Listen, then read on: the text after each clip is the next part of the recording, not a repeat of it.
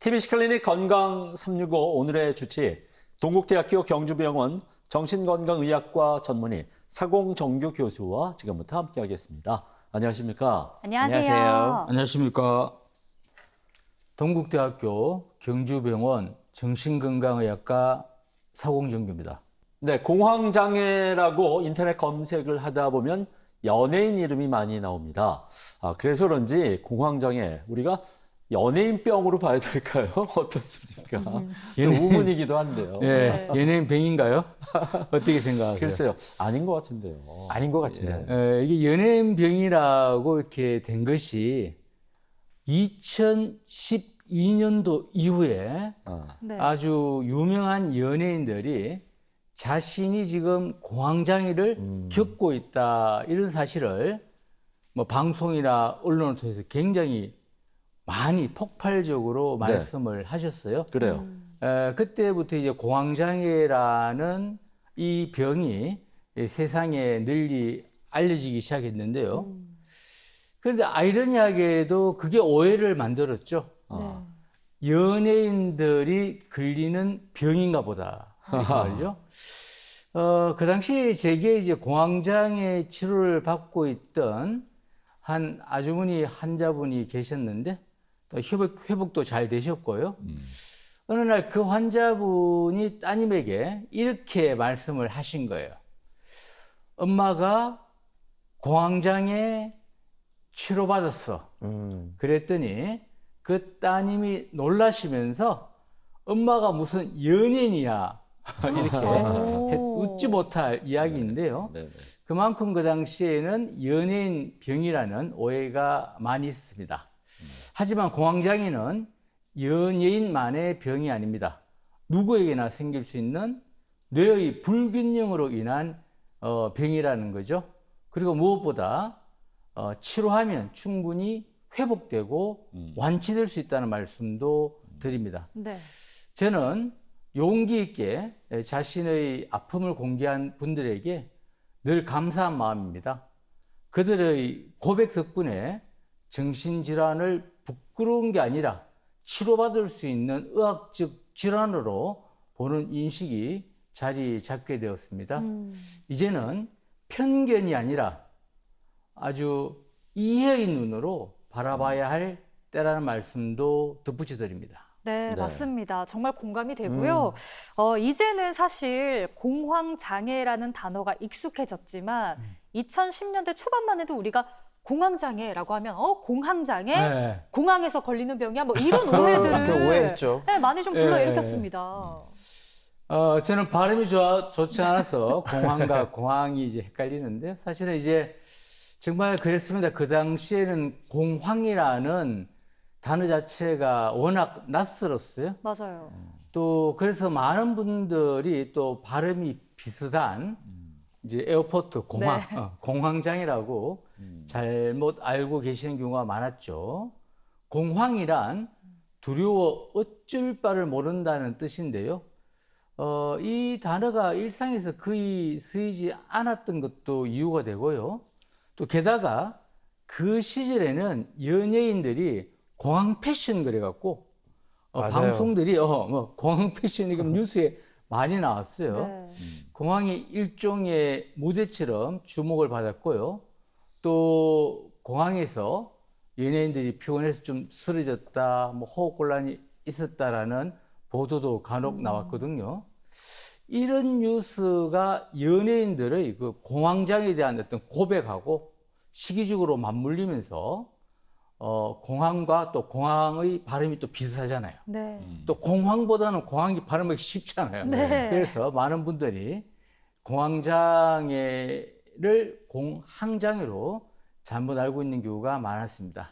지금은 이런 오해는 거의 사라졌습니다. 예. 네. 오늘부로 더 오해를 안 하게 될 것 같아요. 아니, 그런데 공황이라는 단어가 주는 좀 압박감이 있잖아요. 예. 왠지 무섭고. 근데 아. 이게 사실은 인체가 스스로를 지키기 위한 방어 반응이라고요. 이 공황이라 그러면 되게 부정적으로 또 맞아요. 무섭게 보시는 분들이 많은데요. 공황, 큰일 난 거 아닌가요? 이렇게 겁을 내시게 되는데 하지만 공황은 비정상적인 병리적인 반응이 아니라 정상적인 반응이라는 점을 말씀드립니다. 어머. 오히려 우리 몸이 생명을 지키기 위해서 자동으로 작동하는 정상적이고 본능적인 반응입니다. 한번 그 상상을 해볼까요? 밤길을 혼자 걷고 있어요. 네. 그런데 호랑이가 나타났어요. 너무 무서운데요? 그 순간 심장이 마구 뛰죠. 네. 예. 숨이 가빠지죠. 질식할 것 같은 느낌이 들죠. 네. 손발이 들들 떨리죠. 이건 이상한 게 아닙니다. 오. 지금 위험하다는 뇌의 경보 시스템이 작동한 결과이죠. 이때 우리 몸은 순식간에 비상 모드로 전환하는 거죠. 네. 그래서 호흡이 빨라지고 피는 근육으로 몰려서 도망치거나 싸울 준비를 합니다. 이걸 바로 공황 반응, 즉 몸과 마음이 협력해서 나를 지키는 방어 반응인 거죠. 결국 공황은 어떤 병이 아니라 나를 살리기 위한 뇌의 어떤 자동 명령이다, 이렇게 보시면 됩니다. 저는 그래서 환자분들께 이런 말씀을 드립니다. 공황은 당신을 해치려는 게 목적이 아니다. 당신을 지키려는 뇌의 구조 신호다, 이렇게 말씀을 드립니다. 어허. 얘기를 듣고 보니까 공황은 정상적인 신체 반응이다. 네. 이게 참 우리의 고정관념을 바꾸는 그런 네. 개념이 아닐까 싶은데요. 네. 그런데 공황 발작이란 것도 있거든요. 아하. 이건 공황 장애와는 또 어떻게 다른가요? 그렇죠. 아주 좋은 비교인데요. 이거 굉장히 중요한 지점인데요. 공황은 실제로 위험한 상황에서 나타나는 아주 정상적인 생존 반응입니다. 호랑이 나타났으니까 빨리 반응을 보여서 도망가야 되잖아요. 네. 하지만 공황 발작은요, 실제 위험이 전혀 없는 상황에서 아, 갑자기 찾아오는 강한 공포와 불안 반응을 말합니다. 그러니까 호랑이가 안 나타났는데 네. 호랑이가 나타난 것처럼 아이고야. 그런 반응을 보이는 거죠. 그러니까 이제 실제로는 뭐 심장은 쿵쾅거리고 가슴이 답답하고 숨이 뭐 막히고 이래 죽는 게 아닐까, 이러한 급속한 공포가 몰려와도 실제로는 아무런 위험이 없는 것이죠. 즉 뇌의 불안 경보 시스템이 잘못 작동한 거죠. 그러니까 불이 나지 않았는데 화재 경보기가 울리는 것과 같은 가짜 경보 상태인 거죠. 그래서 또 그리고 하나 말씀드리면 공황 발작의 발작이라는 이 단어에도 많은 분들이 부정적으로 생각하시는 것 같은데, 네. 발작이라는 말은 갑자기 증상이 나타났다가 짧은 시간에 사라진다는 의미예요. 그러니까 뭐 굉장히 부정적인 의미가 있는 것이 아니에요.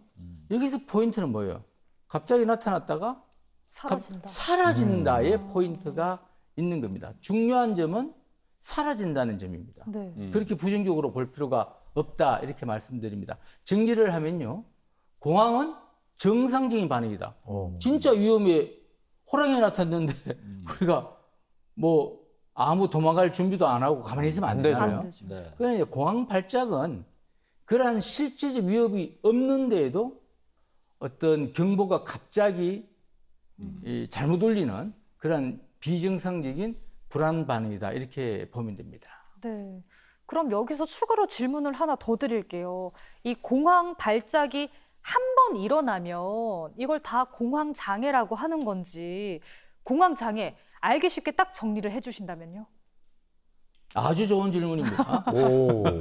아주 좋은 질문인데요.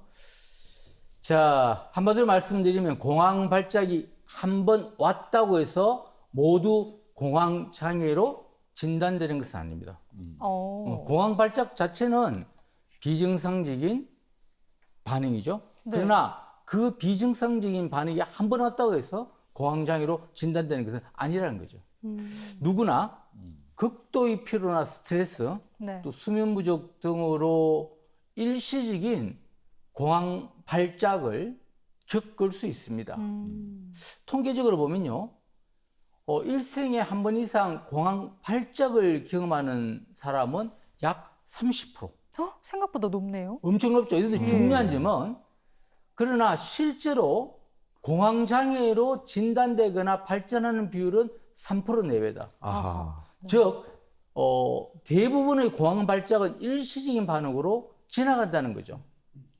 그럼 어떤 경우에 공황장애로 의사들이 진단을 하느냐? 네.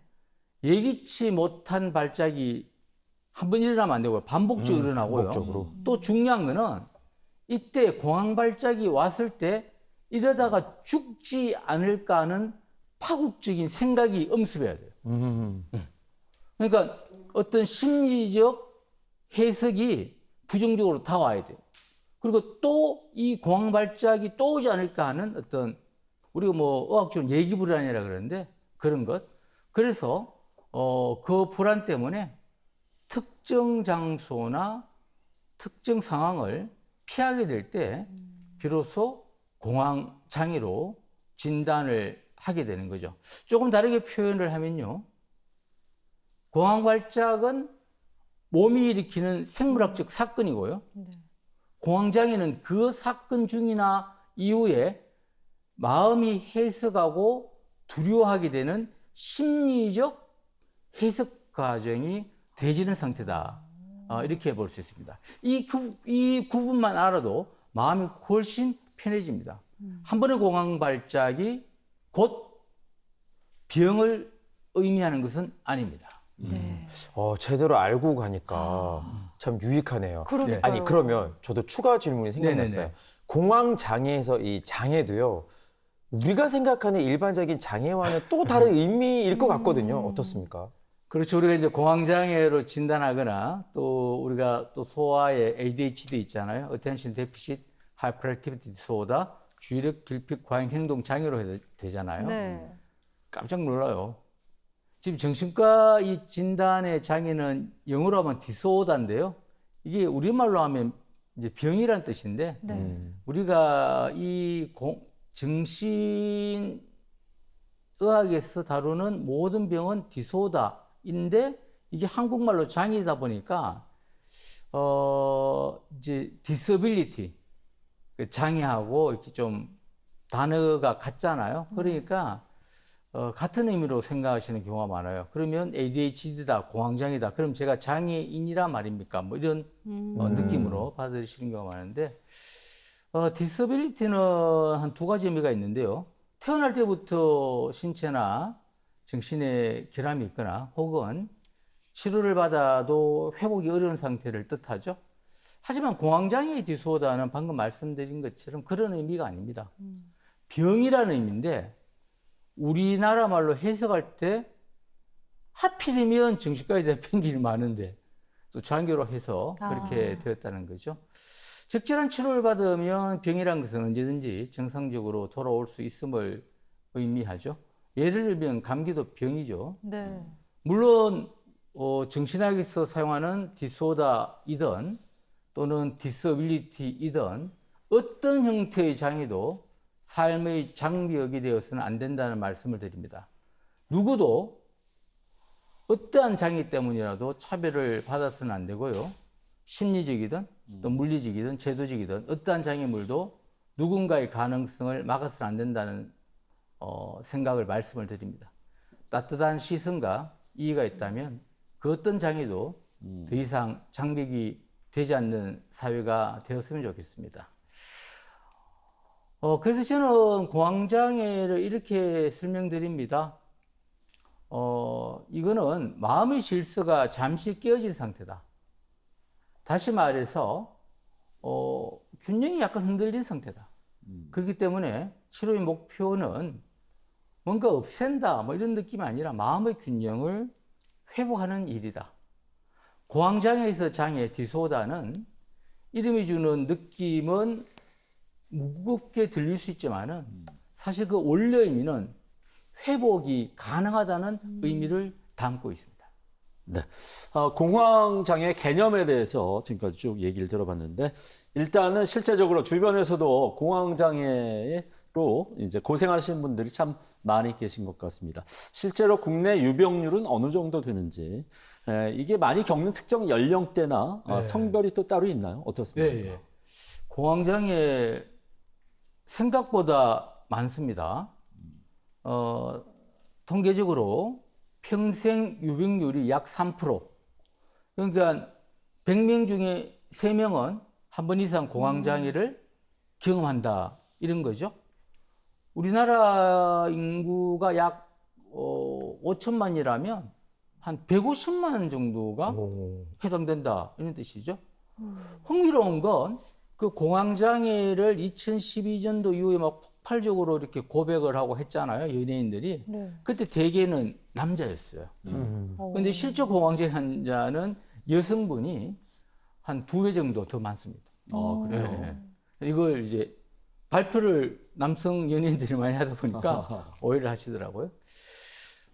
평균 연령은 한 20대 중반이고요. 그래서 특히 30대, 50대 사회적으로 가장 바쁜 시기에 많이 나타납니다. 이 시기는 뭐 직장, 가정, 인간관계 등 여러 가지 스트레스가 겹치는 시기죠. 공황 발작은 스트레스가 많은 시기에 발생하는데요. 스트레스를 받으면 교감신경계가 활성화되는데 이 교감신경이 극도로 활성화된 상태가 바로 공황 발작이 오는 것과 맞닥뜨려지는 것이죠. 최근에 통계를 보면 환자 수가 꾸준히 늘고 있어요. 2010년도에는 약 한 5만 명, 2023년도에 보니까 약 한 25만 명. 그러니까 13년 사이에 25, 한 5배 정도 늘었죠. 네. 근데 이거는 이제 병이 급증했다라기보다는요, 이 공황장애에 대한 어떤 병에 대한 인식이 다시 말하면 치료 수용성이 높아졌다는 긍정적인 신호로 볼 수 있습니다. 예전에 이제 정신건강의학과 가면 이상하게 볼까봐 숨기던 반응들이 많았지만은 이제는 치료받으면 좋아질 수 있다. 특히 공황장애는 치료받으면 좋아질 수 있다는 인식이 확산된 결과라고 저는 생각합니다. 네. 그러한 인식이 더더욱 확산되어야 한다 이런 생각을 하고요. 어떤 질환이든 마찬가지겠지만 공황장애도 좀 쉬쉬하고 이렇게 좀 치료를 미루면 나중에는 본인이 더 힘들어지겠죠. 네. 오늘 이제 방송 나가면 그런 인식들이 네. 급 확산이 되리라고 확신합니다. 그러니까요. 아주 중요한 질문인데요. 공황장애는 이 조기 진단과 적절한 치료를 받으면 치료가 굉장히 잘 되는 병이에요. 이게 나중에 말씀드렸지만 이게 곧 죽을 것 같은 그런 증상이 오거든요. 환자는 굉장히 괴로워요. 근데 치료는 굉장히 잘 되는 병이에요. 하지만 치료받지 않은 채 방치를 하면 이야기가 달라집니다. 연구에 따르면 치료가 늦어질 경우에는 약 50% 이상이 만성화되죠. 이 만성화가 되면 40에서 80%가 우울증이 동반이 돼요. 그 20에서 40%가 알코올 중독 같은 2차적 문제를 동반합니다. 심한 경우에 또 자살 위험도가 증가하기 때문에 조기에 적절하고 충분한 치료가 중요합니다. 즉 공황장애는 참는 병이 아니라 치료하는 병이라는 점을 말씀드립니다. 방금 말씀하신 대로 공황장애 여러 가지 증상이 나타나면 네. 환자 입장에서는 일상생활이 이게 무너질 수밖에 없을 것 같거든요. 영향을 참 많이 받을 것 같아요, 교수님. 힘들죠. 네. 아주 힘든데 참지 말라는 거죠. 치료하면 호전이 됩니다. 될 뿐만 아니라 굉장히 잘 되는 병이에요. 네. 공황장애의 가장 큰 특징은 예고 없이 찾아오는 강한 불안 발작. 그리고 이 공황 발작이 이제 한 번 오는 게 아니라 자꾸 오는 거죠. 네. 어떤 분은 아무 이유 없이 갑자기 찾아오기도 하고 어떤 분은 또 특정한 장소나 상황이 되면 또 오기도 하는데요. 제 환자분 중에 이제 직업적으로 이 공황장애 트럭 운전 기사분이 꽤 많아요. 왜요? 그러니까 이 공황장애 중에 임소공포증이 같이 동반되는 경우가 있는데 특정 장소에 임하면 이제 공황장애 나타나는 거죠. 쉽게 말하면 터널이 있잖아요. 네. 이 좁은 이 터널에 들어가면 공황장애가 이제 촉발되는 거죠. 어머나. 그러니까 이게 트럭 운전기사분들이 요즘은 이게 터널이 없는 데가 잘 없잖아요. 네, 운전도 하셔야 되잖아요. 그러니까 이걸 원래는 요리로 가면 되는데 뭐 하여튼 굉장히 고생해요. 아이고. 그런데 이분들이 지금 저한테 완치된 분도 있고 또 다니는 분도 있는데 제가 기가하는 범위 내에서는 다 치료가 성공적이에요. 그러니까 너무 고마워하죠. 다행입니다.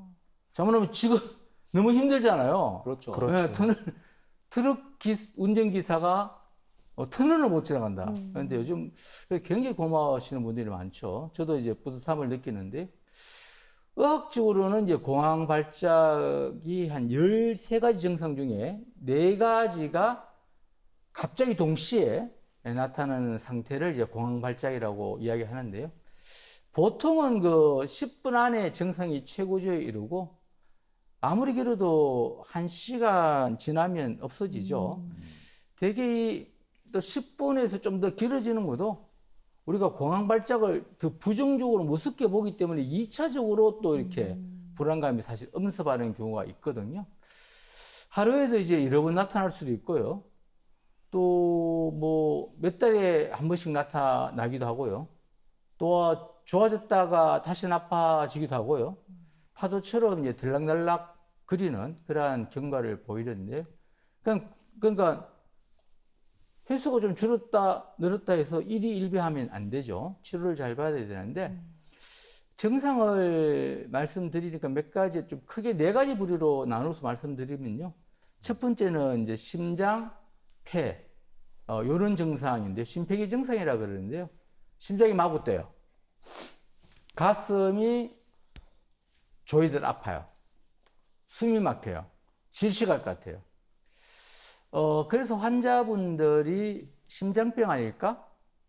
또 호흡기 내과 아닐까? 뭐 이런 식으로 해서, 응급실에 가는 경우도 많죠. 특히 심근경색을 염려하는 거죠. 그 둘째는 또 신경계 증상이에요. 땀이 나고, 손발이 떨리고, 몸이 화끈거리고, 오싹해지면서 어지럽거나 거스러질 것 같거든요. 또 때로는 감각이 둔해지기도 하니까 환자분들이 이제 뇌졸중 온 거 아니야? 여기서 또 응급실이나 신경과 이런 데 많이 가고요. 또 소화기계 증상은 이게 좀 드물지만 있어요. 속이 메스거나 메스껍거나 또 복부가 답답하거나 뭐 장이 꼬이는 듯한 느낌 이런 것도 있고요. 그리고 이제 인지정신 증상군, 이거 현실 같지가 않다. 내가 나 같지 않다. 미칠 것 같다. 죽을 것 같다. 이런 증상들이 있죠. 근데 말씀을 듣고 보니까 공황장애 증상 대부분이 어떤 신체적인 증상으로 많이 드러난다는 게 참 신기하네요. 어떻습니까? 그렇죠. 공황장애는 정신건강의학과에서 다루는 질환이죠. 그렇기 때문에 제가 나왔죠.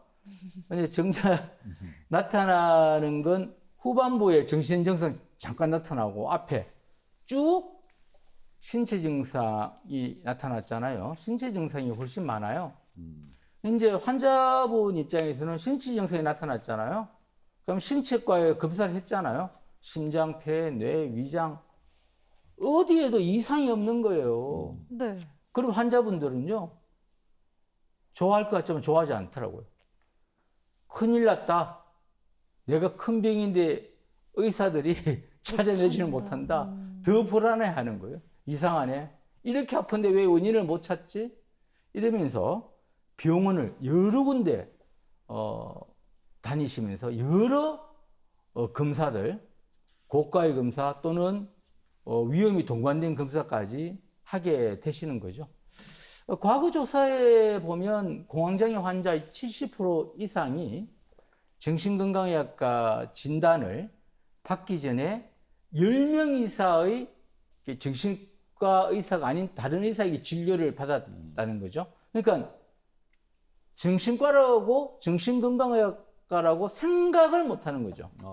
그만큼 공황장애가 신체 질환으로 오해받기 쉬운 증상군으로 형성되어 있다.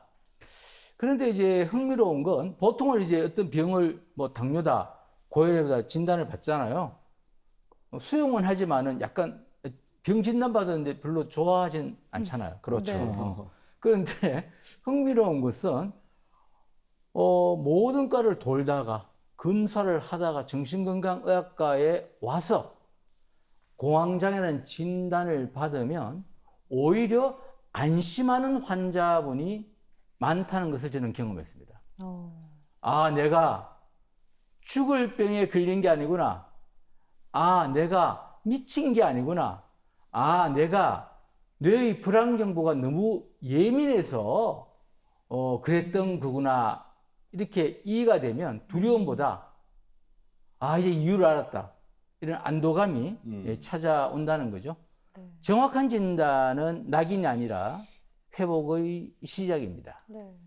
그런데 교수님, 공황 장애의 증상 중에서 과도한 불안감을 느끼는 것도 있잖아요.